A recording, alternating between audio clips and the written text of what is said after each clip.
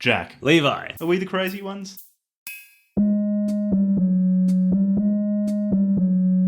Hello everyone, welcome to Are We the Crazy Ones? I'm Jack, and this episode Levi and I cover Vargsmal by Varg Vikernes, written in prison while Mr. Vikernes was serving a sentence for murder and arson. But a bit of admin before I get into the good stuff. We've changed our name. Our podcast, previously called Poe's Law, is now called Are We the Crazy Ones? We're not used to this change, and I'm pretty sure I refer to the podcast as Poe's Law in this episode, but we'll acclimatise eventually. So why the name change? Poe's Law referred to the difficulty of distinguishing satire from genuine extremism over the internet. Given that we've covered the Unabomber, Juan Posadas, and now Varg Vikernes, that theme is clearly unsuitable. All these people are sincere. As such, Are We the Crazy Ones? We cover people who hold extreme beliefs, and more often than not, live more difficult lives for these views. They're seeing something that neither Levi nor I can see. Hence, we ask ourselves whether we're the crazy ones, whether we're completely missing something important that the people we cover have picked up on. So, to the non-existent hordes of fans who loved the previous name, we unreservedly apologise. So, back to the episode. Born in 1973, Varg Vikernes, stage name Count Grishnak, is a Norwegian musician, writer, proud pagan, and tabletop RPG designer, most well known for his pivotal role in the Norwegian second-wave black metal scene in the 1990s, playing in bands such as Mayhem, and probably most importantly in his one-man band Burzum. Commonly regarded as far-right, although he has rejected this label in the past, Varg's infamous for a few reasons, many of which can be illustrated using his 1994 trial for murder and arson, for which he was sentenced to 21 years in prison, the maximum penalty available in Norway. On the murder front, in 1993 he killed a fellow band member of the band Mayhem, stage name Euronymous, having stabbed him 23 times. Regarding arson, Varg was convicted of burning down 3 wooden stave churches in Norway and acquitted of burning down a 4th, denying involvement in all of these, but stating that the churches were likely burned as revenge for Christian desecration of Viking sacred sites and graves. As icing on the cake, he was also convicted of the theft and storage of 150 kilograms of explosives found in his house, along with around 3,000 rounds of ammunition. Of his 21-year sentence, Varg served nearly 15. And what's Varsgmal? Varsgmal, translated into English as Varg's Speech, is a book that Vikernes wrote in prison. In it, he outlines his thoughts at the time, largely concerned with returning Norway to ethnic homogeneity, promotion of a racially congruent paganism, guarding against race mixing, a rejection of Christianity, and defending himself against a media landscape, which he felt was unfairly maligning him. This is all seasoned with generous helpings of anti-Semitism, something for which he is unapologetic and of which he is proud. During parts of his prison stint, Varg identified as a Nazi, although he no longer describes himself as such, characterising his beliefs as odalism instead. He also doesn't endorse all of the views espoused in Varsgmal, saying that it was written when he was young and staring down the prospect of being in prison for the same length of time as he had already been alive. He also didn't have the opportunity to proofread and doesn't approve of many of the translations of his work. So, Varsgmal is a snapshot of a particular time in his life, but one that seems in large part consistent with what he still believes today. He now lives in France with his wife and 8 children, spending his time writing, filmmaking, making music, and working on his tabletop role-playing game, named Mythic Fantasy Role-Playing Game, or Mythorog to its friends. Today, we're going to talk about Vargsmal by Varg Vikernes, and we're going to ask ourselves the question, are we the crazy ones? So, Jack, who is Varg Vikernes? The dude is, I think he's a legitimately dangerous person, because he's got the murder in self-defense, where he stabbed Euronymous, I think, twice in the head, 5 times in the neck, and over 10 times in the back, although he claims that it was something like 15 or the stab wounds in the back total. Yeah. He claims that that's because he fell backwards onto glass, which is why it looks like there are a lot of stab wounds in his back. Yeah. The defensive stabbing in the back. Hold on. And then he also... He escaped from prison. He was being transferred from I missed that. Yeah, he was being transferred from a high security prison to a lower security prison. And I think it was either when he was being transferred or from the lower security prison, he escaped, stuck up a family of 3 like in their car with a gun, and got them to drive him away. And he was caught 19 hours later or something by the police, and they found there was a cabin he'd been in with a rifle in it. And in the car that he'd nicked, there was a bunch of survivalist stuff like camouflage, GPS locator, mobile phone, a laptop. Like he lives in France at the moment with his wife, and I found on Wikipedia it says he has 8 children. Given the contents of Varsgmal, which we're going to get into, that's not inconsistent. That's not unbelievable. And he was he and his wife were done by the French anti-terror police because his wife bought 4 rifles legally. Legally bought them. Yeah. But it raised a few red flags, and they got arrested because they were suspected of planning a terrorist attack with the rifles they bought. They were released later, but these are people who are known to have been quite politically extreme for a while. Yes. Definitely on a few watch lists. I've got a great section of Varsgmal in which he discusses the Euronymous murder. What about though? Let's tell people what is Varsgmal. Okay. Yeah, let's go. Okay. So actually, this is a good point. So Varg is actually a prolific writer. Mm-hmm. He's written something like 30 books, most of which, and Jack and I, mark our words, we will be coming back to Varg because you're more passionate about coming back to Varg than me. Look, I like playing D&D, right? Every now and then. And so I like tabletop RPGs and tabletop games in general. And Varg has created a tabletop role-playing game based on his worldviews, strongly informed by his views of race politics. And what's it called again? It's called Mythorog. It's like mythic fantasy role-playing game. Mythorog. Yeah, so it's literally D&D, but with more Norse influences, and just reflects his views on gender and race.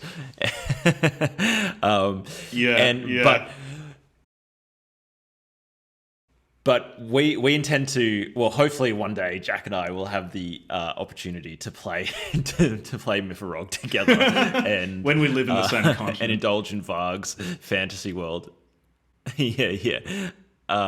So we thought it would be important to lay down the groundwork of what informs Mythorog, the philosophical groundings of Mythorog, the edifice from which this man produces such prolific and amounts music. Of literature. And Varsgmal is his text that I believe he wrote in prison. Mm-hmm. And for context, he's Norwegian, and I believe he wrote this in his mother tongue, and it has been translated into English and some other languages.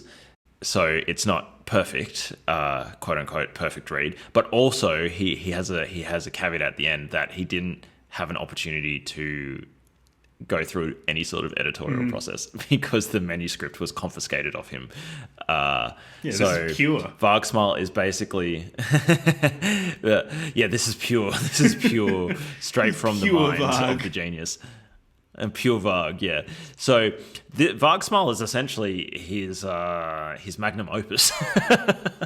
I'm not sure if it's his magnum opus because he talks about how he doesn't really agree with it anymore, but it's taken to be a foundational work of Varg. Of Vargism, I guess, although I'm not sure he would quite... And he would like the name, but... explains his early worldview around the time. Yeah, and it was written in prison. So he was 21 years old. He'd just been sentenced to 21 years in prison. He was in... Yeah. He says he was in isolation when he wrote it, so maybe that means solitary confinement. Maybe not. I'm really not sure how the Norwegian prison system works. Yeah. And he said that he wrote it mostly to defend himself from the lies that the media and, the Jewish media, in Varg's telling, was telling about him. Because he was quite notorious in Norway after the church burnings, the murder. Black metal itself it's a very theatrical type of music, very confrontational. And to people who haven't burned their ears out by listening to lots of metal, quite unpleasant to listen to. And I would say Varsgmal is the second most important thing he made in prison. The most important are still the Burzum Dungeon synth albums that he released when he wasn't allowed to use to play guitars or drums or anything like that. I listened to some of the old Dungeon synth stuff while I was reading Varsgmal. And what are your thoughts on it? Do you actually like it? I listen to a lot of metal. I mostly listen to death metal and grind. I've never been a huge black metal fan. Man, when we were in undergrad, you used to send me Burzum album to listen to on you, and I'm just like, what the fuck is this band? Yeah, I've never massively gotten into black metal. It's an acquired taste. Yeah, Philosophem is a legit good album. Yeah, you sent me Philosophem. Yeah, with the I got the trumpet lady from the Philosophem front cover tattooed on my back as I was reading Vargsmal just to really get into it. And Dungeon Synth doesn't do much for me. Most black metal doesn't really do much for me, but I've listened to enough metal that I'm not driven away by the harshness. It's mostly that black metal can get a bit dull sometimes. I think the first sentence is actually really good. Yeah. What was the first sentence? The first sentence is, today it is more important to die than to live. Ooh.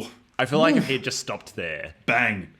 The kid's like, okay, whatever comes next is it's all downhill from there. That is actually a pretty punchy open line. Yeah.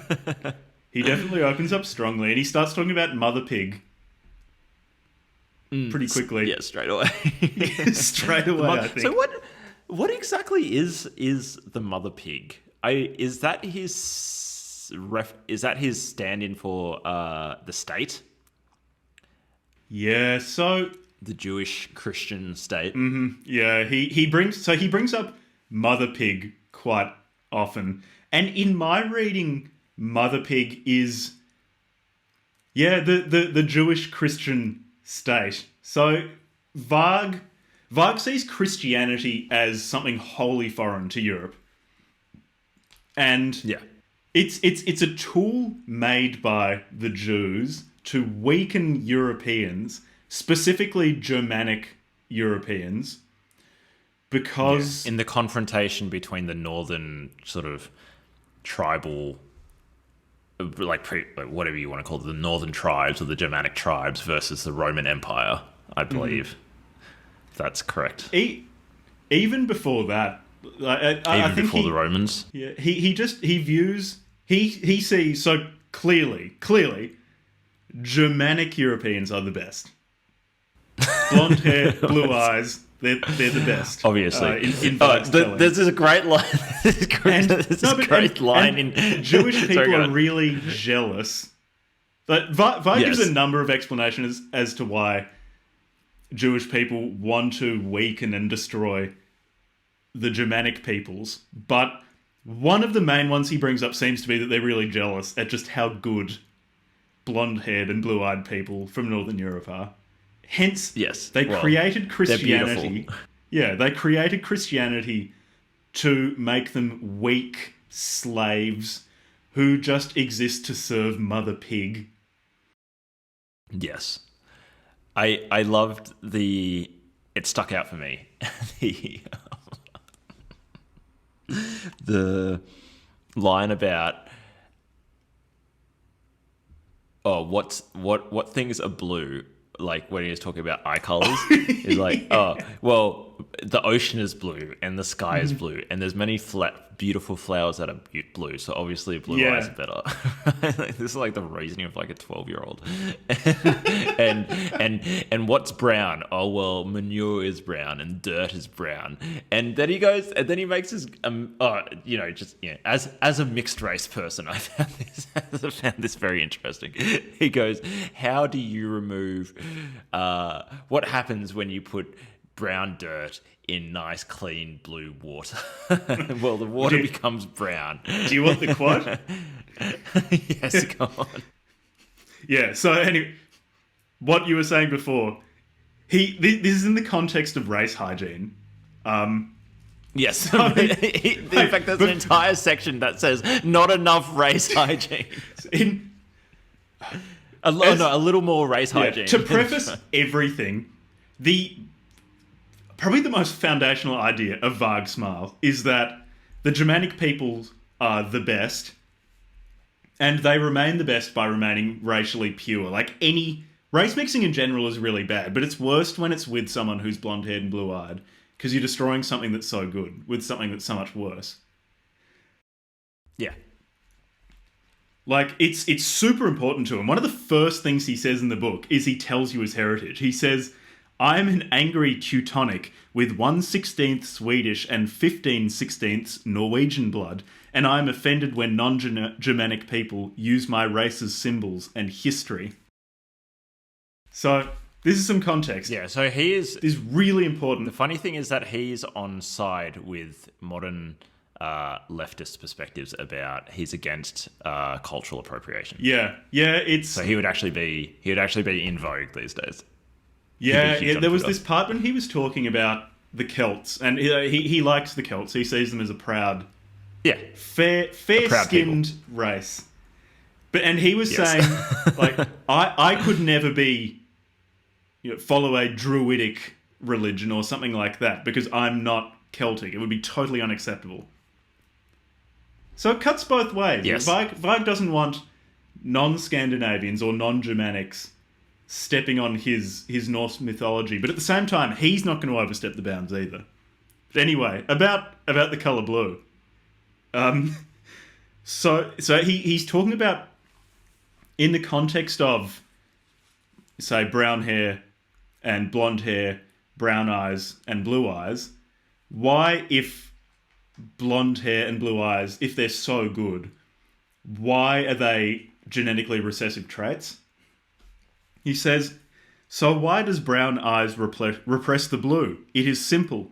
If we blend ocean water, in brackets blue eyes, with dirty water, in brackets brown eyes, then we get dirtier water.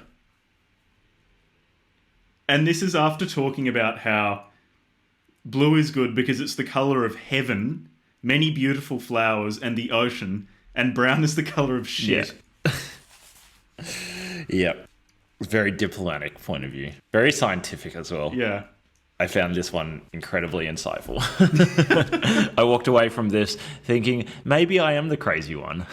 He's got a point. Varg's got a very good point. Genes are like water.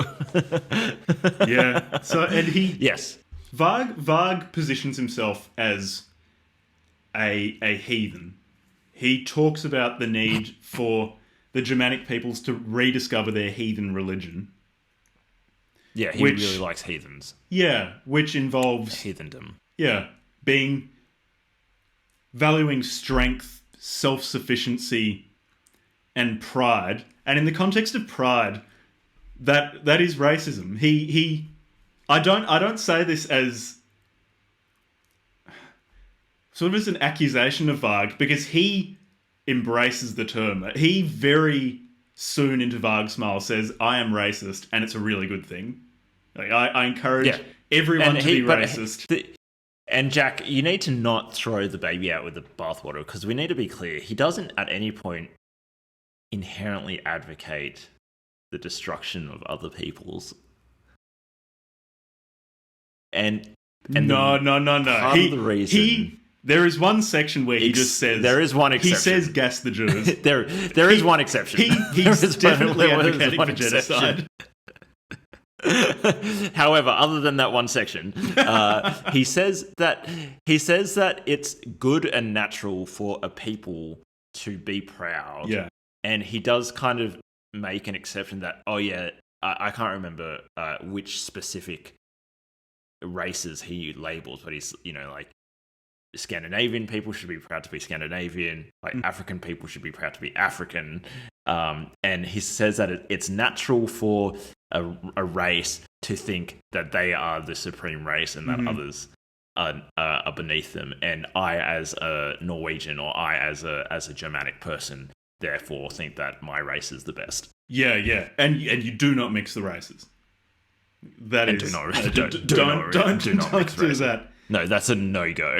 Because it's really interesting, because today, at least in the Anglophone world, I can't speak to most countries on Earth, but being called racist is like that's bad in like that's considered something you don't want to be. That's really not something you want to be accused of. So are we the crazy ones, Jack? Are we the crazy ones?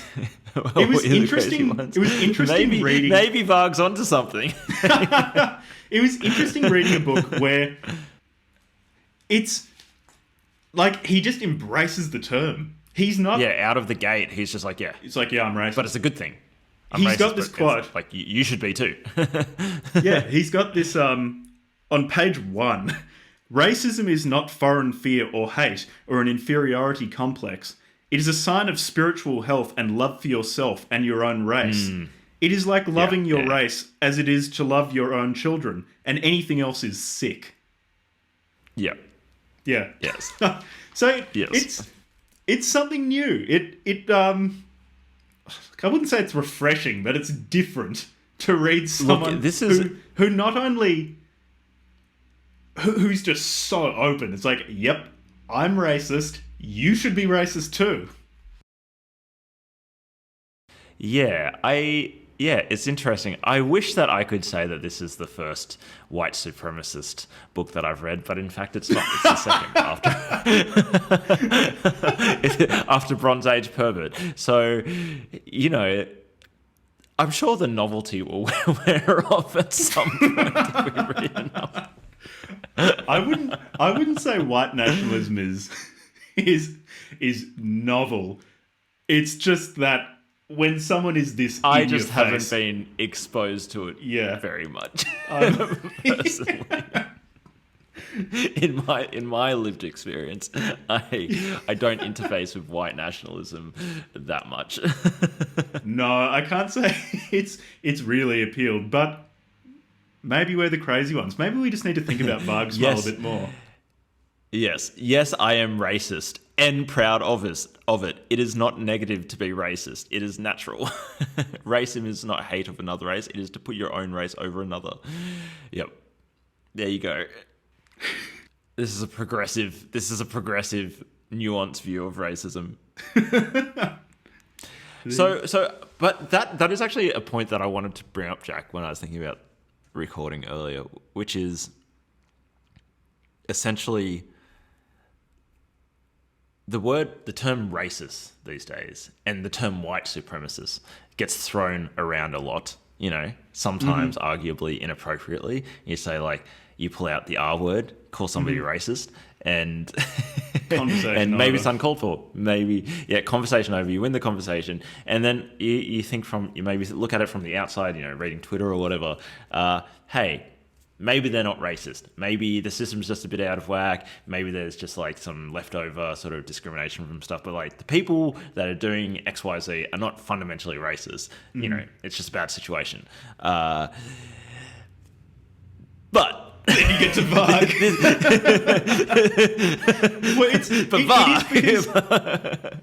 Varg is just racist. And Varg is actually just a white supremacist. And very, very openly. Like he makes no bones about this. He wants you to know that he's a white supremacist. So, at the time of writing even within Varsgmal, the race, like the subdivisions of different white or like parts of Europe. Like he is also a Germanic. By Germanic, he sort of mixes the words Germanic and sort of, like Northern. Yeah, when Germanic he says with reference to the way the Romans spoke about the Germanic tribes, but like Scandinavian. And he's like, yeah, well, Scandinavian's obviously better than I don't know, the French or whatever. Yeah, he at the time of writing Varsgmal, he no longer identifies as a Nazi, but at the time he did identify as a Nazi. The reason why he's altered his view of the Nazis is because he thinks that their discrimination against not Slavs discriminatory enough is regressive. That's not okay. Well, but apart from that, they're all right. There's a man fighting for inclusion and equity. We should not put down as white supremacists. We should include the Slavs. as a part of the super race. Yeah, exactly. The notoriously dark-skinned Slavic people. Yes. Well, obviously, the Scandinavians should not mix with the Slavs. Well, no. Don't. No. Listeners, don't misunderstand us. The Slavs are okay, but they shouldn't mix with the Scandinavians. Okay, but if you have like dark-skinned people and then light-skinned people, within light-skinned people, like Slavs are not that bad, right? No. But I mean, it's always there are always subdivisions. It's like an RPG. It's like Mythorog. There are lots of classes. It's like life is like Mythorog, where everybody's stats are based on their racial heritage. Yeah, well, and it's easy Jack, to fuck you really up drew the multiclassing. short straw there, mate, with that bloody brown hair and the freaking brown eyes, mate. Well, I'm white. When I read white supremacist texts, I expect them to be, not to regard me as the bad guy. I was reading bits about how, like, brown hair and brown eyes are the shit. It's like, what? You're discriminating against me too? Well, this is unacceptable. That's unacceptable. It's, yeah. So this guy's not just a white supremacist. He's, like, a whiter supremacist. I'm not white enough. You're not white enough. Yeah, or at least you should recognise that Scandinavians are better than you, mate.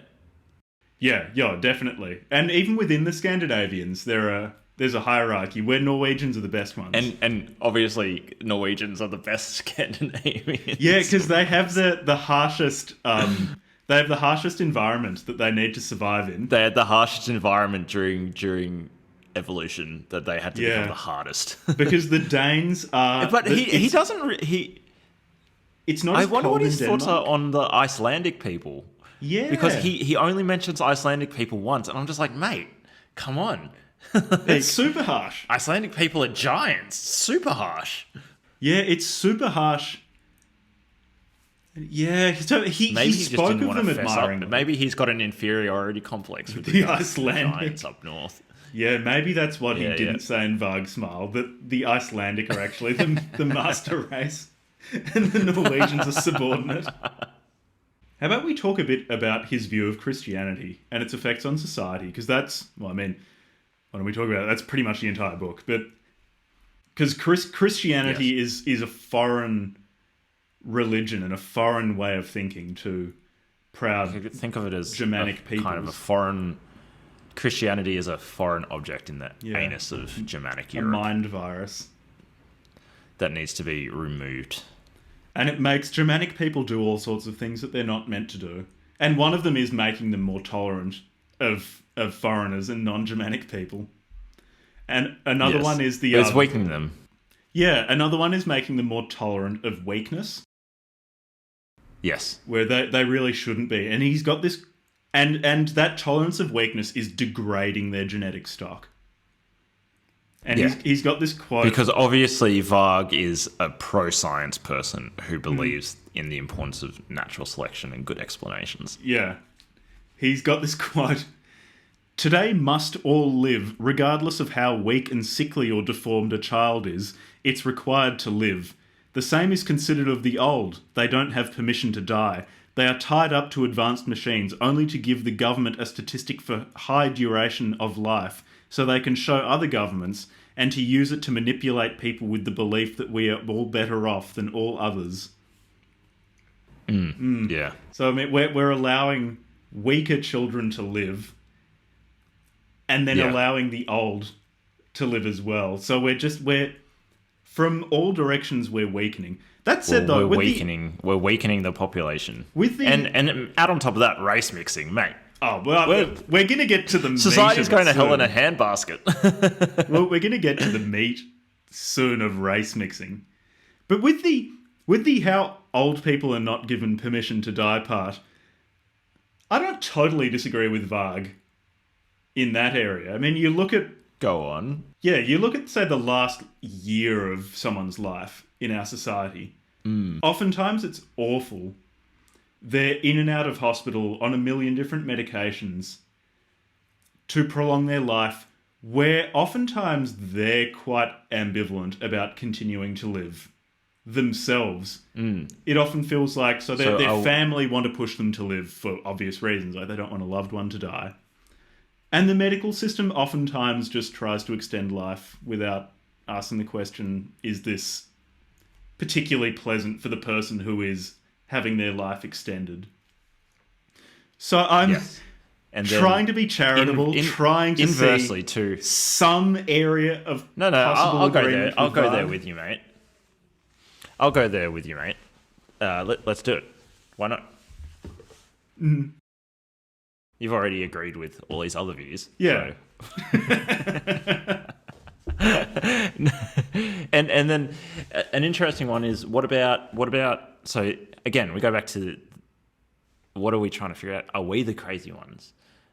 Are we the crazy ones for extending a person's life such that they're suffering and have very low quality of life? Just because we have the medical technology to make their sort of the machinery of their body tick along for another few months.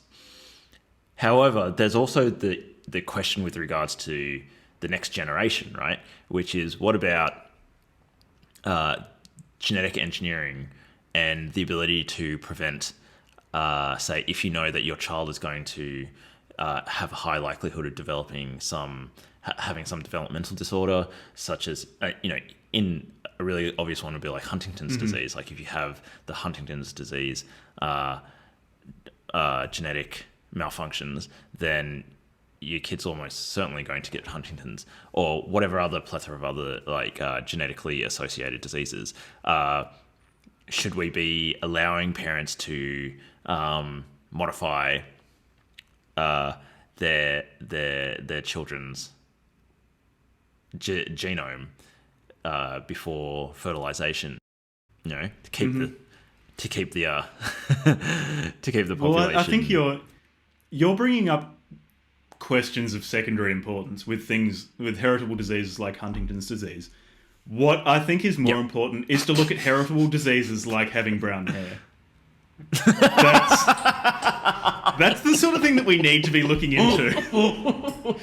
So that monstrosities like me with brown hair and brown eyes don't exist.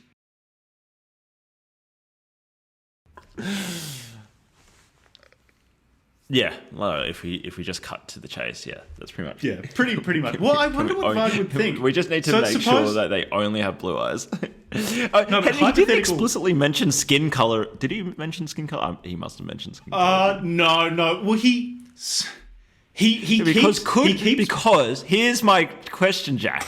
Could you take somebody like myself, right, and say I have a brown skin, brown hair, dark-eyed partner? Could we hypothetically splice in blue eyes and blonde hair into our brown-skinned child? And would that be okay? And would that be acceptable? Because he didn't actually ever say anything about fair skin. No, he doesn't. Yeah, I'm not sure if he said anything about fair skin. I mean, I assume he does, but that's not. Could you have that is not rigorous internet anthropology, is it? Because he certainly makes a lot of disparaging comments about Africans. He keeps bringing up how they... modern medicine is hostile because it makes us weaker and dependent on medicines. It's a daily routine to use moisture cream on your skin, which weakens the skin's ability to produce its own moisture. What next? I colored my hair black and my skin white, not to look evil. I enjoy that, no. Oh, no, there, he does. Sorry, that is rigorous research. He does say, we are light-skinned. The majority have clear blue eyes and light hair. To be tall gives the impression of nobility. No, so he does. There you have it, listeners. He does have one reference to skin color. Varg does care about skin We got to the bottom of that. He did care about if his views on race were unclear, then I have been refuted. You cannot get around the racial purity of your child by just splicing in blue eyes and blonde hair. You do in fact need to have light skin as well, and preferably be tall and noble. Sorry, I wasn't very thorough with my research.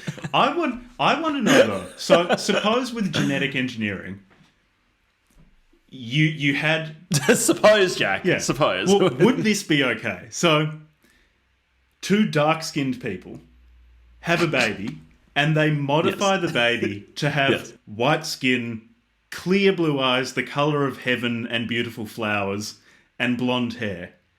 Is that okay? Because for these particular... He doesn't mention any other phenotype. For these particular gene loci, they'll have the good stuff, but everything else is still another race. But would that be okay or not? Yeah, like, could you have, like, could like, how many stereotypes do we go through? Could you just mix and match, like, your favorite character traits from each race and then just have a kind of hybrid race child that has the parts of, like, the Ubermensch race, which are good, but then just has, like, racial features across, like, lips, eyes, X, Y, and Z. I mean, look, I'm going to go out on a limb and say you have just a little hybrid. That is race mixing in the extreme, and so Varg would definitely be against it. Yeah, I guess it's fairly intentional race mixing, isn't it? Yeah, it's going out of your way to mix the race. It's like going into the Oblivion character creator and just, like, changing all the sliders to things that you're not meant to. Yeah, or, like, getting on CryptoKitties and just, like, swapping out, creating a new CryptoKitty race. Varg. I think Varg would like CryptoKitties. Varg Man, we should make Varg NFTs. We should absolutely not make a Varg NFT. Maybe we could turn this into an NFT, man.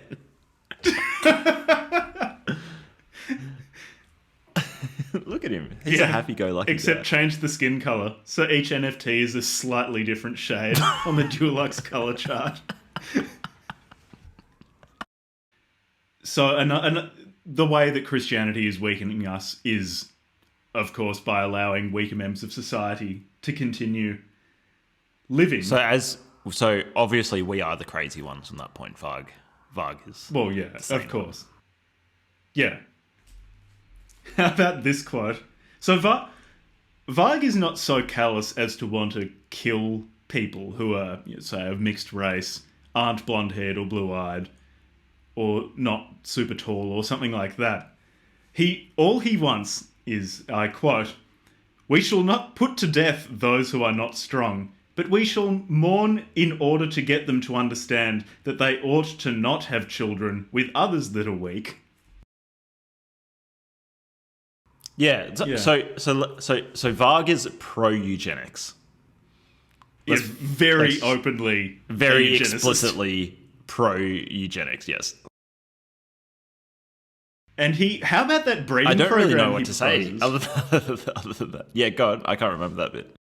Well, he proposed this breeding program to rejuvenate the racial stock of a country, and So he says, of course, overnight, we can't return to the good old days when you had an upper class that wasn't mixed with the lower classes. Like they were of notably better genetic stock. You didn't have people with blonde hair and blue eyes race mixing with people without those traits. So what Varg proposes is how you can wash out the bad genes over a number of generations, where you'll find a man with all the right stats, who's tall, blonde hair, blue eyes, has the right beliefs, he's a heathen, he's not a Christian or anything like that. And he'll have multiple female partners. Some of whom are going to be blonde-haired and blue-eyed. So, of course, you get two really good people having a baby. The baby's probably going to be really good themselves. But also, he'll have children with women who might have dark hair or dark eyes. And while the baby's not going to be as good as if it were a baby of two people with all the right colours, it's going to be better than if it were a baby of two people with dark hair and dark eyes. And you just continue that process of having the father be like the Ubermensch and the mother being not necessarily perfect, but improvable over generations. Yes. And over time, he has things a are going to get better. diagram which shows that it's science. He's like, look at this diagram, genetic diagram, race dilution. He's so got in the that like way, family tree. It's weird because he's fairly like sexually conservative, so he's like only have sex with people that you love or whatever. And all the modern media is like making people want to have heaps of like promiscuous sex, and that's really bad. However, when it comes to eugenics, polygamy is good because you can bring out the bad. So I guess that's his exception to the rule of sexual conservatism. The Varg breeding program. For the purposes of purifying the race, we can be polygamous. Yeah, well, it was as you were saying before. Are we the crazy ones? It was as you were saying previously. How at the moment, you'll sometimes have people accuse other people of white nationalism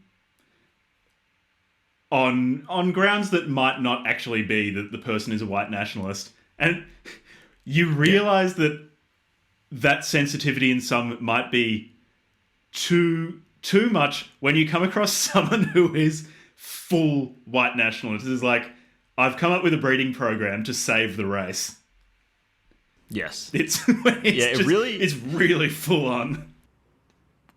It definitely shifts the Overton window for me. It definitely pulls it to one direction. After reading this, everything else seems really tame. Everything else seems like, okay, they're probably not white supremacists. Well, everything else seems like, well, they're not proposing a breeding program to clean up the gene pool. So, I thought, as a little interesting aside, Varg, one interesting bit that I did find funny, see if I can find it, was that Varg is a larper. Varg laughed. Does he He's laugh? into laughing, or he was into laughing. Yeah, I'll see if I can find the quote. That doesn't really surprise me, I guess.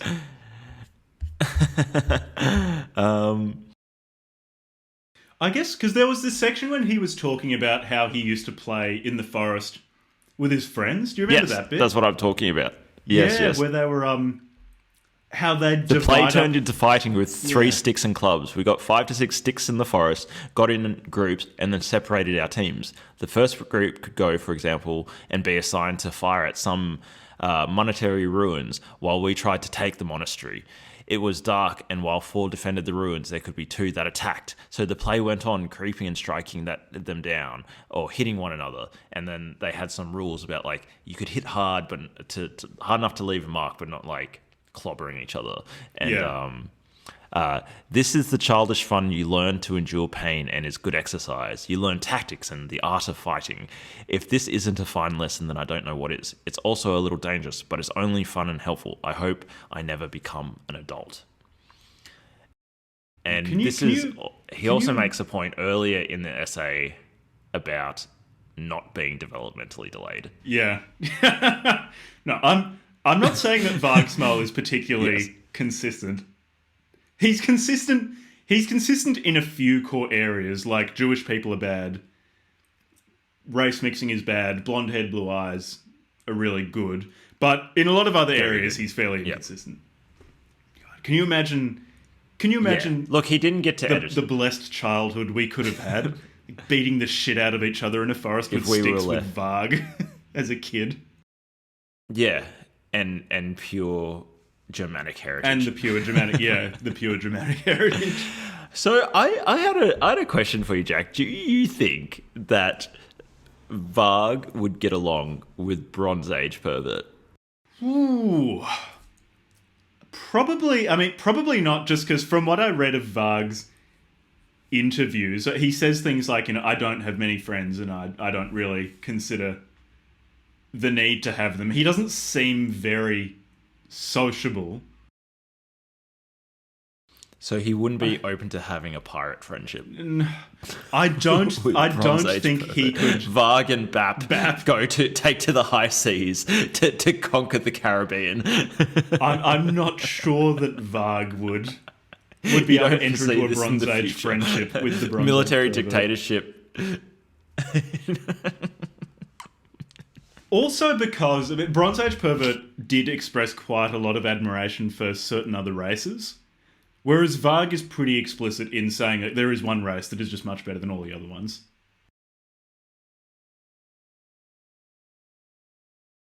So I made a list of some of the conspiracy theories that he believes in. Oh, yeah, nice. So at the time of writing, he might, he obviously... He mentions explicitly at least these ones, and please add any that you... He mentions the Illuminati, which of course are Jews. Yeah. The Freemasons, which are obviously... fake Crypto Jews, or like trying to be Jews. Crypto Jews. I should also add, before you go on, the Illuminati are ruled by 10 full-blooded Jews. He made this a clear point. He really wanted you to know that the ruling council are 10 full-blooded Jews. And then Carl I, which I assumed was Carl Icahn, because that seems to be somebody that people like to say is all up to all sorts of stuff. He doesn't like communists and what they're doing, and it seems as though he has this line where he's like, he just smashes all of these together, where he's like, such and such is a Jew, Freemason, Christian, communist. Just throws everything at them. With the odd homophobic slur. He believes in... Plus minus homophobic slur. Yeah, he uses the monkey sex theory of AIDS. So back in the 90s, there was this idea that AIDS went into humans because some humans had sex with a primate or whatever, and so he uses that as a justification. Oh, he really doesn't like immigration as well, but we can talk about that. But I mean, I think it goes without saying he doesn't like immigration. I guess he never said it explicitly, but that is heavily implied that he doesn't like immigration from what we've discussed. For those of you who are still... But we can unpack that. For those of you who want some clarity on the issue, no, Varg doesn't like immigration. if that were too unclear. The other two conspiracy theories, he vaguely alluded to the feminists. I thought feminism would come up more, but it didn't. It only came up once briefly. Only a handful. Which he said day nurseries, which I assume are which I think is like kindergarten, is a feminist concentration camp. And he had this one line of logic around the issue of peace in the Middle East and how basically the Jews are trying to get Norwegians to go and fight for Israel. And he had this thing that was like, the Jews allow Muslims into Norway, therefore, and then the Norwegians will learn to hate the Muslims, and then the Jews who are running, the Norwegian government will then convince Norwegians to fight the Muslims in the Middle East on behalf of the Jews. But then there are layers below this, though. Conspiracy theories. Yes. Islam and Christianity are Jewish-created religions given to different groups of people to make those groups of people hate each other and fight each other for some unclear benefit of the Jewish race. It's kind of just taken as a given. Yeah, he didn't get to the point of why they would want like Muslims and obviously to weaken Christians opposing each other. and I take over guess the world or something like that. Yeah, but I mean, the facts are that these two religions we're given, those are the facts. We don't know what their motives are, but we know what they're up to. Yeah. That Islam and Christianity were created. Having said all of this, are we the crazy ones? Because day nurseries, kindergartens, kind of concentration camps, right? Kind of concentration camps. So, yeah, those were some of the things. Anyways, we should talk about with the communist thing. Though, it was interesting how Varg doesn't identify with the far right at all. He identified with the far left because he was saying, this really surprised me.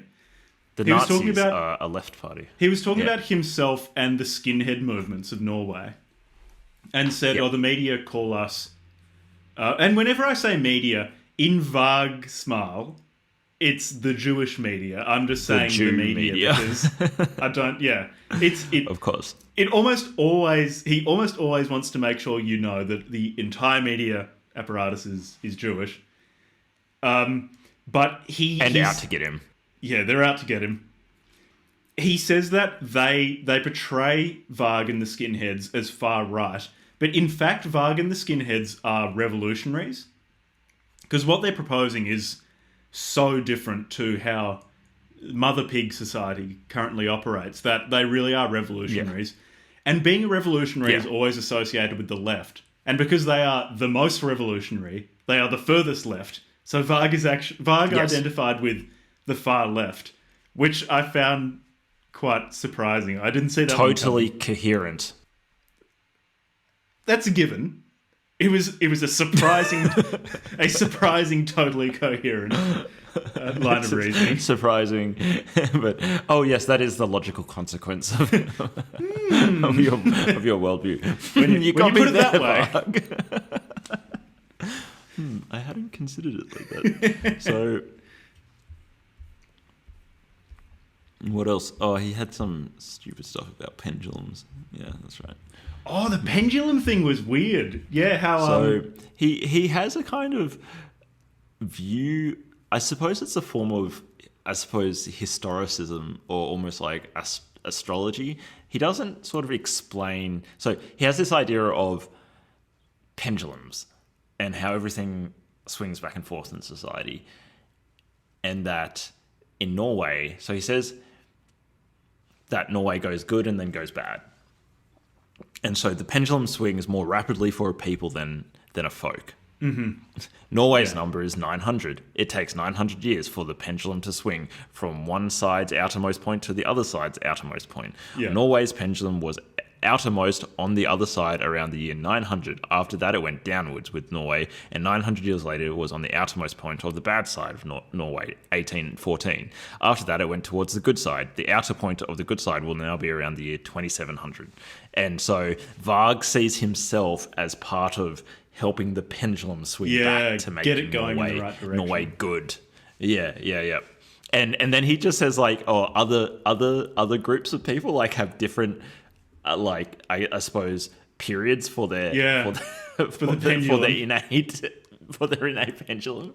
And yes, he had a very accurate prediction about Norway becoming a much better place because of this pendulum.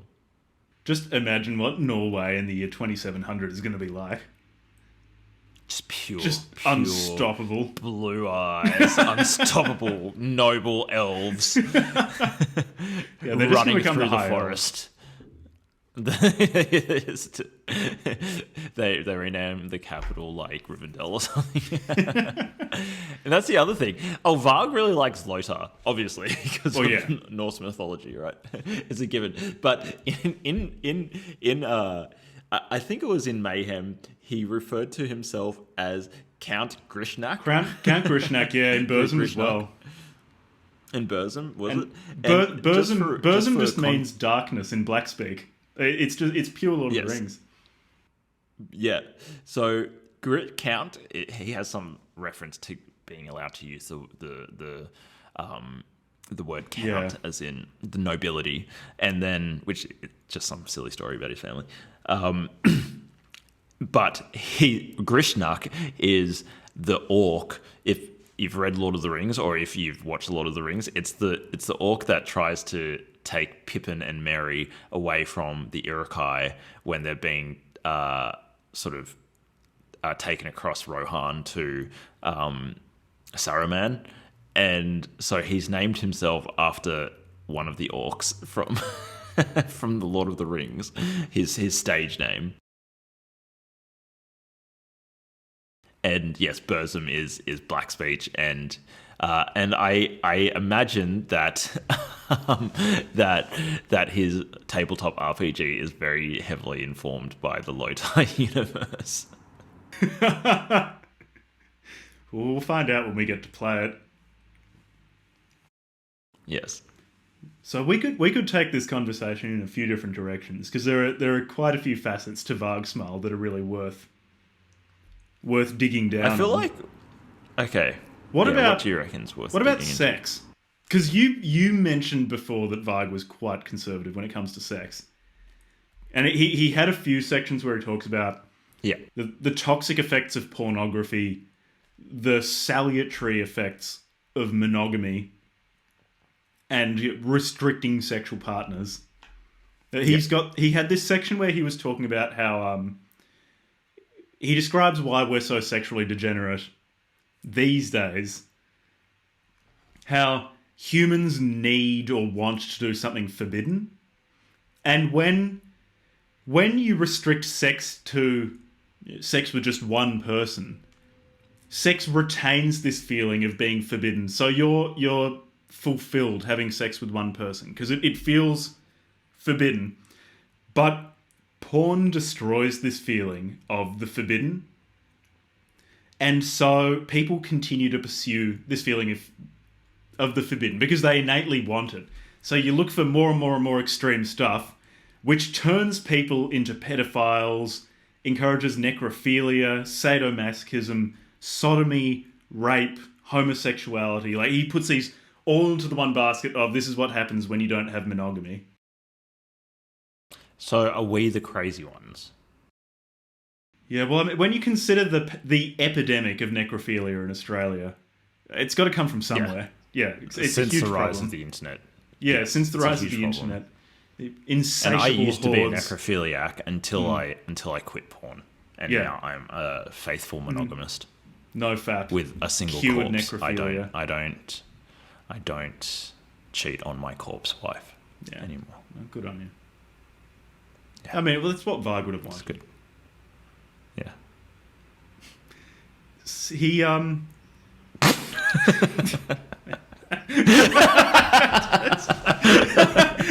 it's hard to read some of this with a straight face.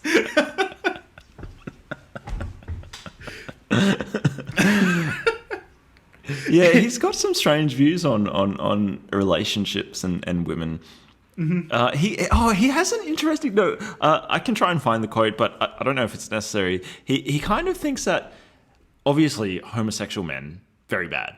Obviously homosexual women, very, very bad. But he has this weird line of thinking around bisexuals. Bi women. He likes bi women. He likes bi women. But I also think he's like forgiving of bisexual men. I misreading no. that So section? he's from. So you're gonna hear the truth about human sexuality here. Prepare yourself. The truth. So, lay down the truth. Yep. Drop I'll some lay truth down the bombs, truth. Jack. So, there you get. Women are fundamentally beautiful and refined. That's just part of the feminine nature when it's not Okay, corrupted I'm following. by Mother Pig. Yes. There are, people might be able to bring up what Varg would regard as edge cases, but that's just because women have been corrupted to quite an extent in our society. So women, fundamentally pure, good, elegant, beautiful, etc.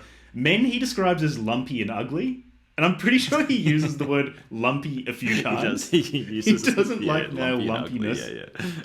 Yeah, and So- he doesn't like beards. He's like, we've got, hair coming out of our face and stuff. Yeah.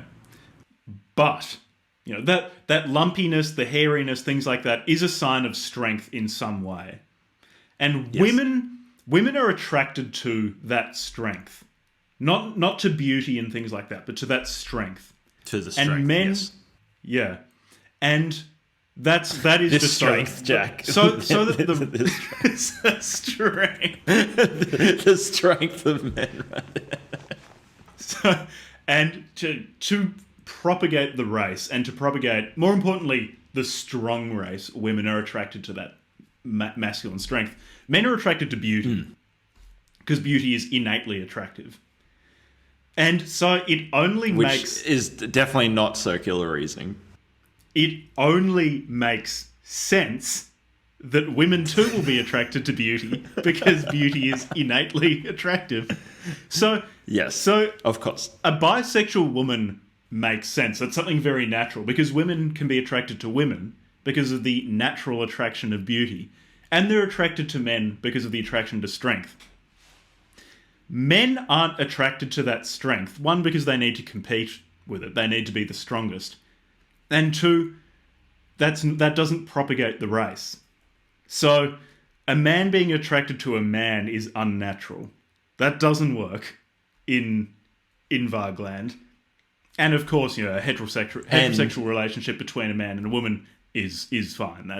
Men are also attracted to beauty. And So that's the why clincher is bisexual women the reason are okay. why lesbian women are not acceptable because they have been corrupted. They have forgotten their attraction to the male strength, but strength. they've retained their attraction to the female beauty. Well, it's twofold, actually, why lesbians are lesbians.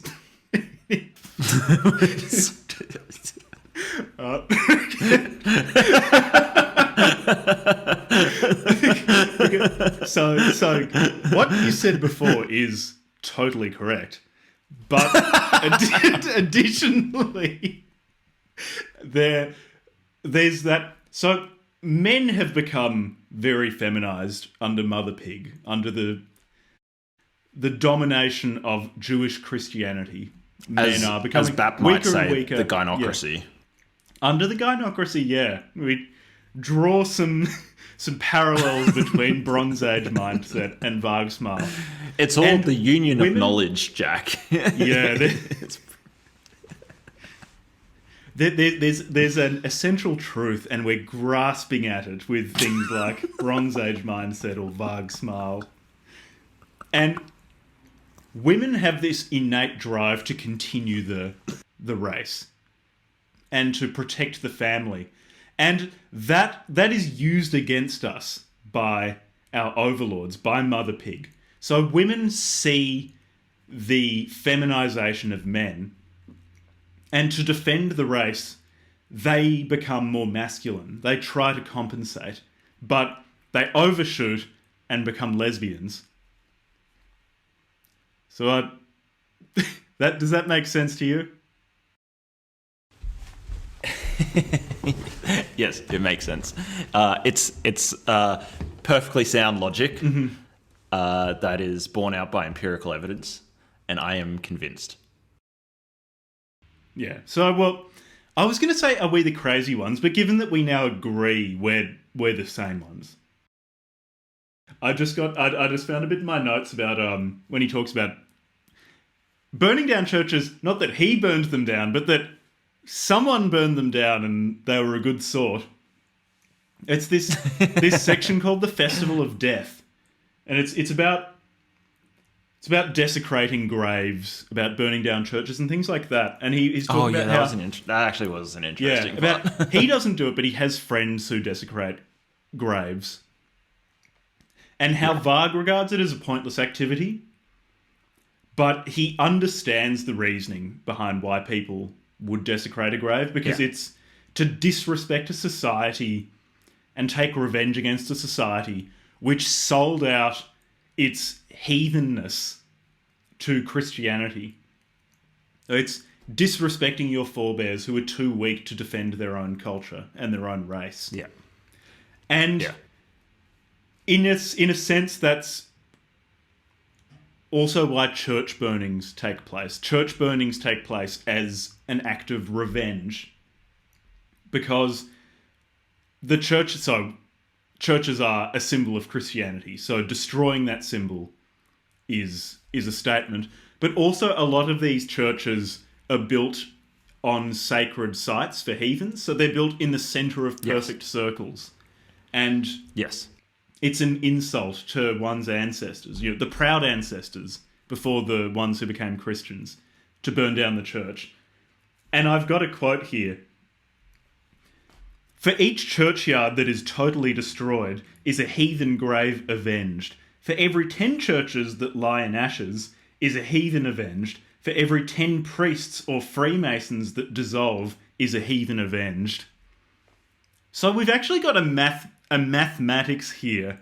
We could probably work out how many churches you need to burn down to avenge the loss of Nordic religion and heathen culture. Yeah, I wonder if I feel like there's more, just because there's an asymmetry of the number of churches. How many, one church is worth 10 heathens, right? So, and there's not that many. Well, no, one church is worth a tenth of a heathen. Because he said, for every 10 churches that lie in ashes is a heathen avenged. So a church is worth 10% so actually you of a need heathen. to burn down a lot of heathens. So let's just say, for the sake of argument, 1 million heathens died, right? There's probably more than that, but say 1 million heathens died over the last couple of thousand years, then you'd have to burn down 10 million churches. 10 million churches. How many churches are there do you have to, if you burn them all down, let's say there's 5 million churches, do you have to burn them all down, then rebuild them, and then burn them down again just for the accounting? You can also dissolve priests or Freemasons for I'll exchange you one acid vat of a priest for 3 church burnings. How about that? Well, no. Are there exchange ratios? Well, there are. Yeah, they're exactly exchange ratios, because it also says for every 10 priests or Freemasons that dissolve is a heathen avenged. So a church and a priest, or a church and a Freemason, are worth the same number of heathens. They're each worth 0.1 heathen. Do you think this can be like what was it for purgatory? Like you'd pay the Catholic Church, not tithings. Like you could pay to reduce your amount of time in purgatory. I wonder if you can sort of if I'm gonna kill some heathens, but I'll swap you down the line. We'll dissolve a couple of priests in some acid to balance the books. We'll work it out. We'll balance. Come on, in the clash of cultures here. But I do admire Varg's practicality, that he did provide us with some sort of economy, some guiding of this exchange rate of heathens to churches or heathens to Freemasons.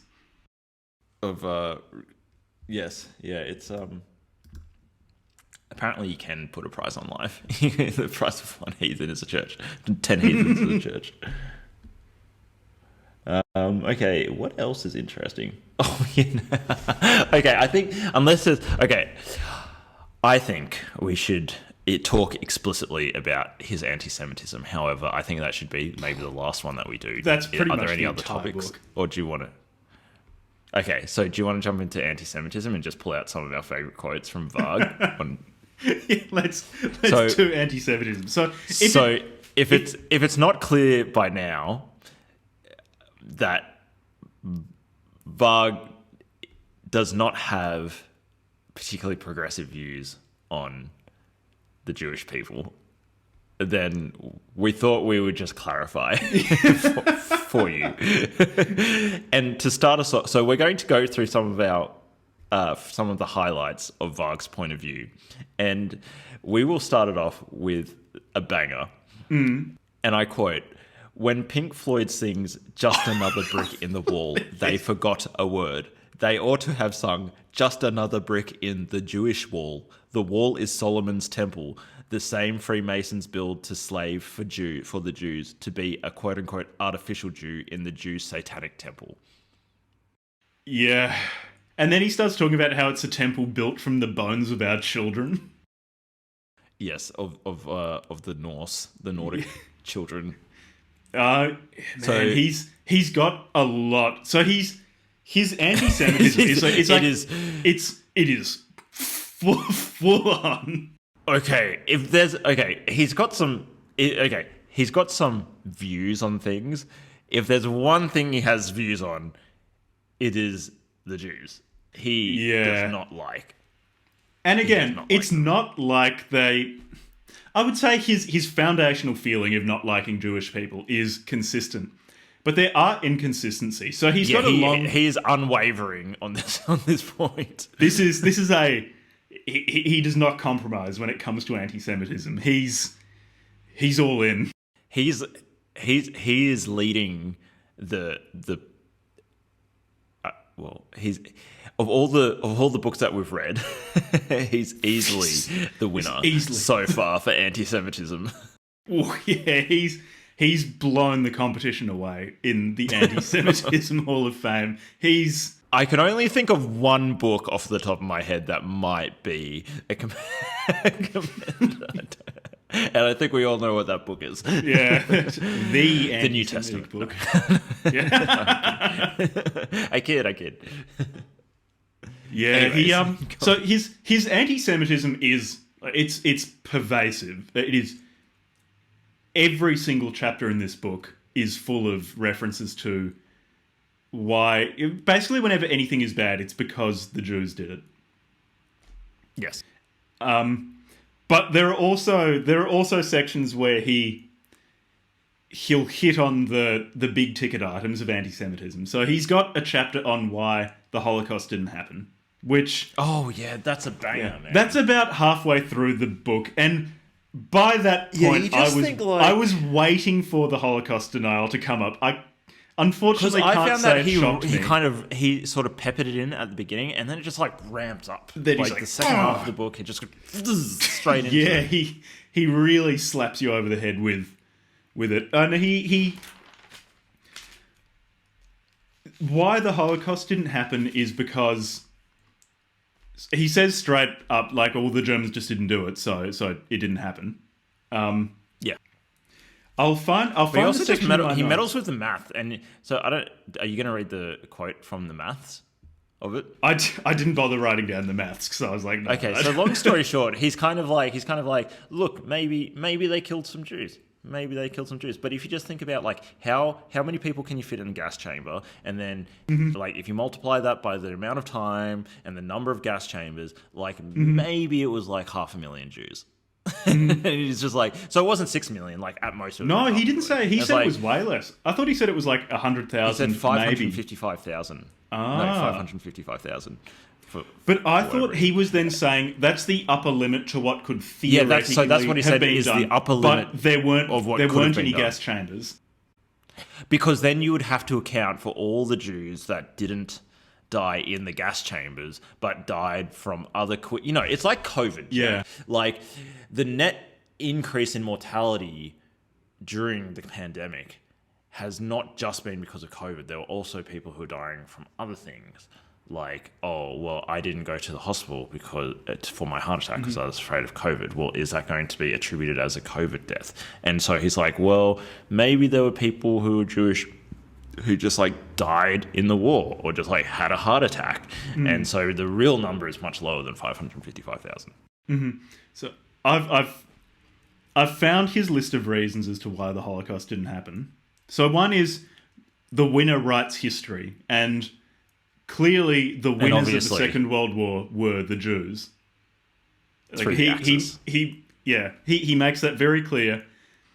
Jewish people won the Second World War, and so they've written history to make us feel bad for them and give them And who lost the Second World power. War?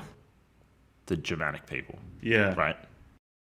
He then says there are many Jews in Europe today. Where did they come from? Yeah. He says there are many Jews in the USA with Polish or German surnames, and if they were all killed, then where did they come from? How do you explain this? He's got that logistics. This? He's then got the logistics thing that you were talking about, how he calculates the upper limit to, if there were gas chambers, which there weren't, how many could they have killed?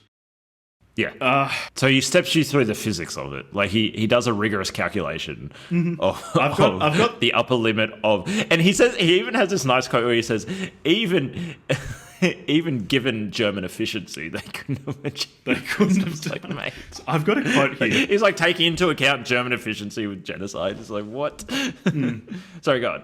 This quote, so it sums up a lot of his arguments against the Holocaust and gives you a taste for Varg anti-Semitism at the same time. So, what did the Jews actually do during the war, aside from being gassed? If 6 million Jews died and all were gassed, what actually did those who weren't? They sat at home and talked money while their brothers were gassed? I can believe that 6 million Jews died during the war, but I also think that consists of all who died of old age, sickness, hunger, work accidents, other accidents in the war as soldiers who fought against the Third Reich, of suicide and other things. It's this weird thing of, he'll say, only 100,000 Jewish people died in the 1940s Europe, but 6 million also died, and they weren't gassed, but maybe they were gassed. He doesn't provide a single point of view on this, apart from that Jewish people are bad. Yeah. Well, yeah. Yes. He also will say repeatedly that Jews were never gassed, but then in a later section he says gas the Jews. Like explicitly. He ends a chapter with that exclamation mark. That sentence. Yeah, yes. That's a quote. So, was there any other good ones? I mean, look, define good in this context. Any illustrative example? I mean, there's... I mean, if you wanted to just say, well, what's a good example of just an extremely anti-Semitic text, you couldn't do much better than Varsgmal. Yeah, this is extreme. This is some like grade A anti-Semitism. This is some weapons grade anti-Semitism. It's really full on. I'm really glad I don't have to read it anymore. So, like this might be showing my naivety, but I just think it would be really hard to fake something like the Holocaust. Maybe I'm not being imaginative enough, but that'd be really hard to fake.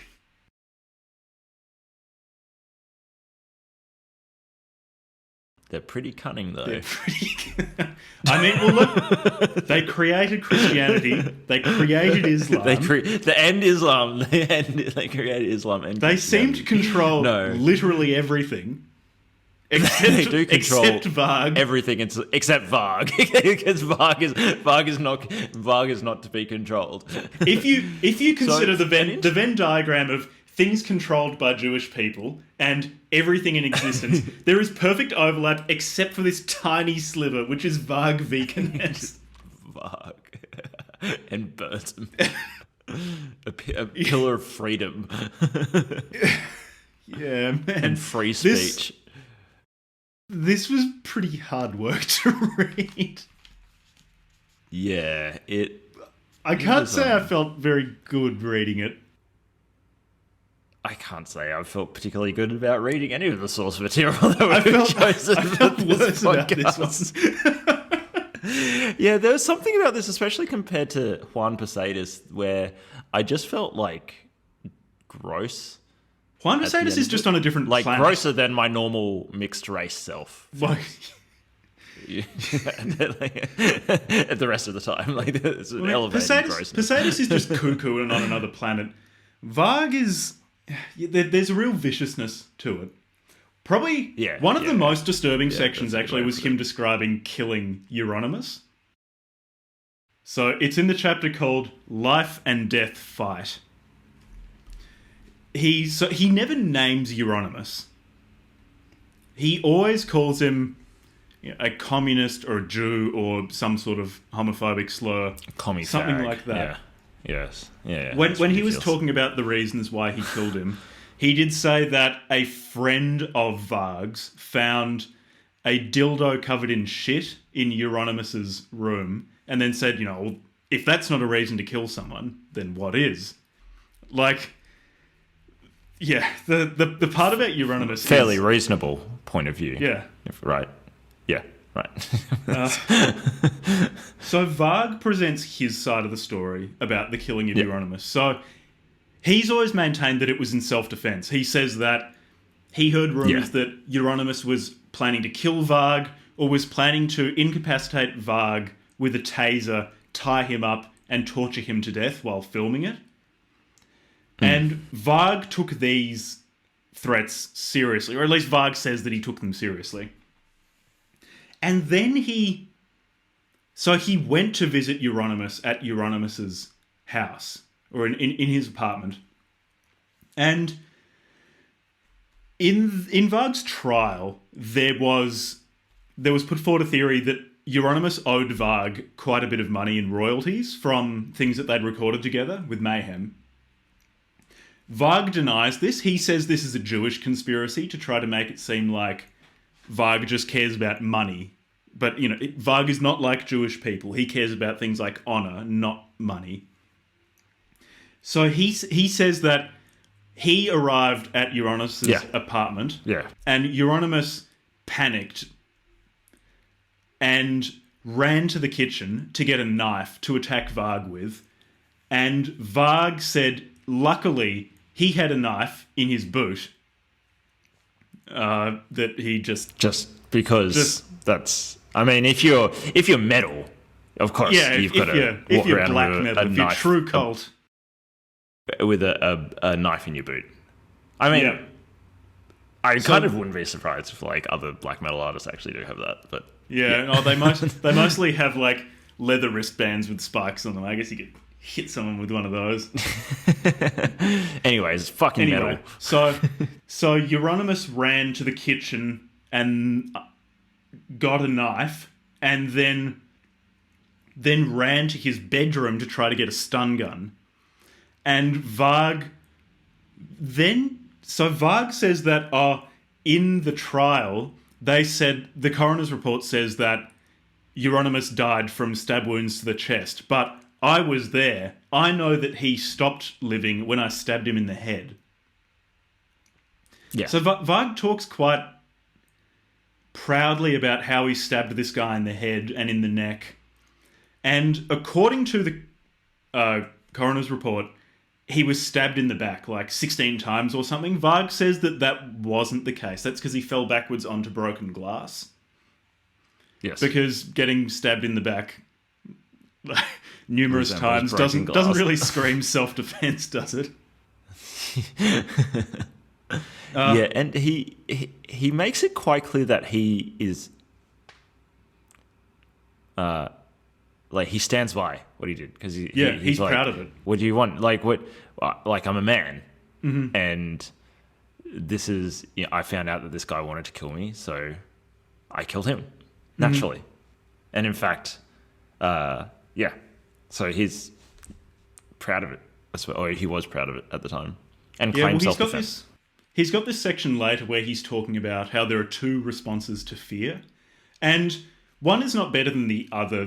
It's just each has their place. And one way of responding to fear is to run away. You need to have some discretion. Like Euronymous. If you just cannot win a fight, you've got to run. And then sometimes you've got to respond with anger. And in the section where he was discussing it, he brought up this episode with Euronymous as a time when you should respond with anger, and again, quite self-congratulatory. It's like, yeah, I killed someone when I was 21 or something. Yeah. I don't really know what to say about that section. It's just... It was disturbing because with killing somebody. we read the Unabomber manifesto, and that guy clearly killed people as well, but he regarded it as... Well, he sort of doesn't like... he did it from a distance, right? And he regarded it... I mean, it's disturbing in its own way. He was like... he almost seemed to regard it as a PR campaign. Like a way to get attention for what he was talking about. Well, it was a successful PR campaign.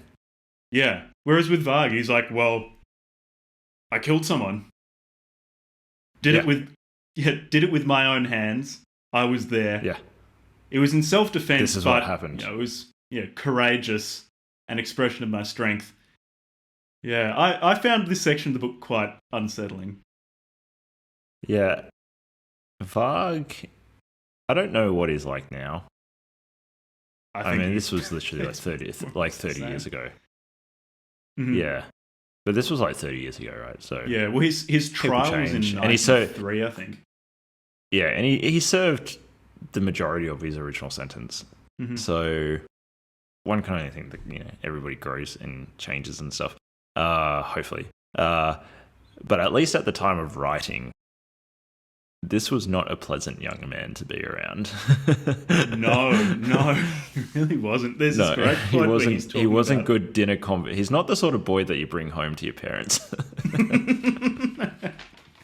He's my new boyfriend. Who is he? Varg. Hey Varg, can you tell my parents also about now, also known as Count Grishnak. You may refer to me as Count Grishnak or Varg.